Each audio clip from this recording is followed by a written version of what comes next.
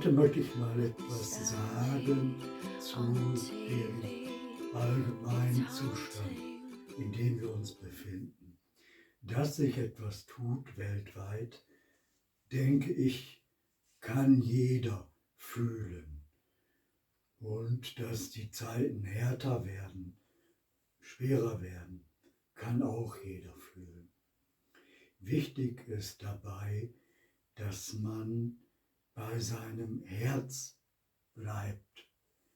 Damit will ich sagen, dass man nicht verhärtet und denkt, so die Zeiten sind schwieriger, ich werde jetzt knallharter durchziehen, mein Leben durchziehen, sondern im Gegenteil, dass man weicher wird, sein Herz, dass man sich mehr öffnet, mehr erkennt, mehr sieht, wie geht es anderen damit, wie ist der Zustand der Welt, wie gehen andere damit um. Es gibt ja zum Beispiel Menschen, die jammern dann plötzlich, weil sie nicht das zweite Mal im Jahr in Urlaub fahren können und würden am liebsten Gott anklagen, weil er so brutal und ungerecht ihnen gegenüber ist, dass sie nicht zweimal in Urlaub fahren können. Und andere kramen derweil in Müllcontainern herum und suchen nach leeren Plastikgut, Pfandflaschen, die sie eintauschen können. Und das ist zum Beispiel ein krasses Beispiel, wie kann es jemandem geben. Und da kann man auch mal dran denken, ja, was ist, wenn es dir mal so geht, dass du selber nichts mehr hast, nichts, das heißt, du hast nicht noch 5 Euro irgendwo oder einen 5-Euro-Schein, sondern du musst sehen, wie du zu Geld kommst. Und dann suchst du eben Pfandflaschen. Und da gibt es eben das Beispiel, viele sehen dann vielleicht von Weitem jemanden herumkramen in einem Mülleimer und entweder machen sie einen großen Bogen darum, weil sie Angst haben, sie könnten eventuell angesprochen werden, oder es berührt sie zu sehr, stört sie zu sehr in ihrem Leben, dass sie sich irgendwie ertappt fühlen oder so. Und dann gibt es wieder andere, die gehen so daran vorbei. Ich sehe nichts, ich höre nichts, ich habe meinen Heiligenschein, niemals würde ich in einem Mülleimer nach Pfandflaschen suchen. Solche gibt es auch. Und diese schwierigen Zeiten, die jetzt kommen werden, die sind sozusagen ein Hilfsmittel dafür, mal umzudenken und umzufühlen. Und das geht am besten, wenn man selbst betroffen ist. Plötzlich merkst du, oh, du musst da einsparen, du musst da einsparen. Du kannst nicht mehr wegen jedem bisschen mit deinem Auto losfahren, um das zu regeln, sondern du musst vielleicht mal auch zu Fuß gehen oder mit dem Fahrrad fahren. Du kannst dir nicht mehr im Supermarkt das Tollste kaufen, sondern du musst mal eine Etage tiefer greifen und das nehmen, was preiswert ist. Oder du kannst dir nicht alle 2 Wochen ein neues Hemd kaufen oder eine Hose, sondern du musst vielleicht mal ein Jahr lang dasselbe tragen und da sparen. Und so wird jeder betroffen sein, und das heißt, es rüttelt dich wach auf aus deiner Scheinexistenz, wo du denkst, es wird immer so weitergehen, wie es ist, und immer so weiter, noch 1000 Jahre, und nichts kann dich treffen, sondern du wirst immer da oben schwimmen, an der Oberfläche, und der Sieger sein. Und so einer, der da im Müll herumkramt, der ist ja sozusagen so wie Jesus ein Loser.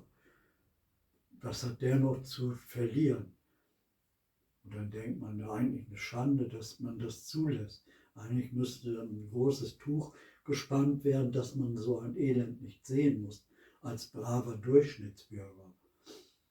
Ja, ein braver Bürger, der würde ja niemals so in einen Müll herumkramen.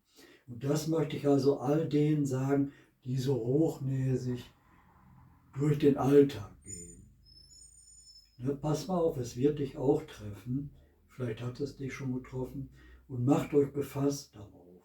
Das kann man ja nur sagen. Das ist so.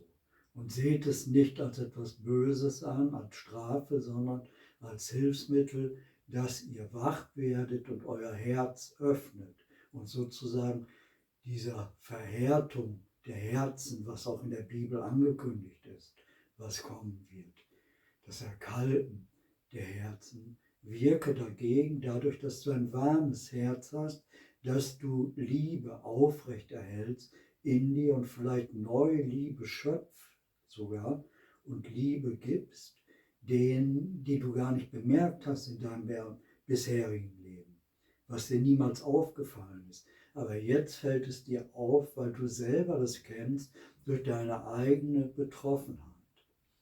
Und das möchte ich allen sagen, macht eure Herzen weit auf, macht euch wach für das, was um euch herum geschieht und versucht so viel Liebe in die Welt zu bringen, wie es geht, durch ganz, ganz kleine Sachen. Man reicht es schon, nur den anderen mal anschauen, dass das Gefühl hat, es wird wahrgenommen. Er ist existent, er ist ein Mensch, der lebendig ist. Jemand hat mich wahrgenommen, jemand hat mich gegrüßt, sogar vielleicht. Das erste Mal in meinem Leben grüßt jemand und sagt Hallo oder guten Tag, schönen Tag wünsche ich dir.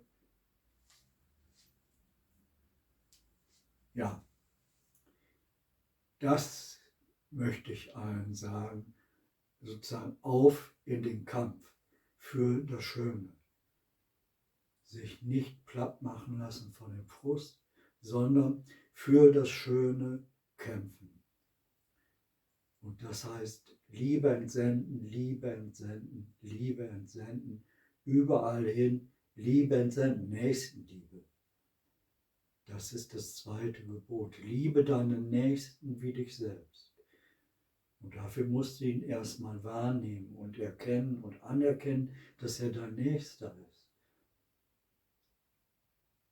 Ja, sozusagen ein Leidensgefährte kann es plötzlich sein, dass du erkennst, oh, mir geht es eigentlich auch so, ich bin vielleicht haarscharf daran vorbeigeschlittert, aber ich habe gerochen und gefühlt, wie es sein muss und sein kann, wenn man dort und dort landet oder wenn es einem so geht.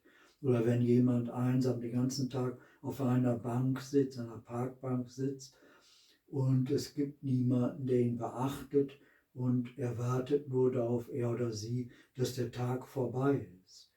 Und dann kann man sich mit seinem Schlafsack vielleicht irgendwo hinlegen, sich einrollen. Oder irgendwo gibt es ein Dach über dem Kopf, da verbringt man dann die Nacht.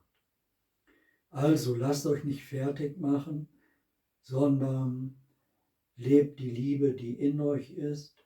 Und wenn in euch keine Liebe ist, dann verhaltet euch so, dass ihr Liebe bekommt von anderen, die Liebe haben. Und das kann man nicht, wenn man so durch die Welt geht. Ich bin der Größte, ich habe einen Heiligenschein, ich habe sogar 2 Heiligenscheine. Und ihr Loser, quatscht mich bloß nicht an. Quatscht mich bloß nicht an. Und dann, da gibt es ja genug Leute. Also, viel Spaß dabei, wacht auf und immer frisch von.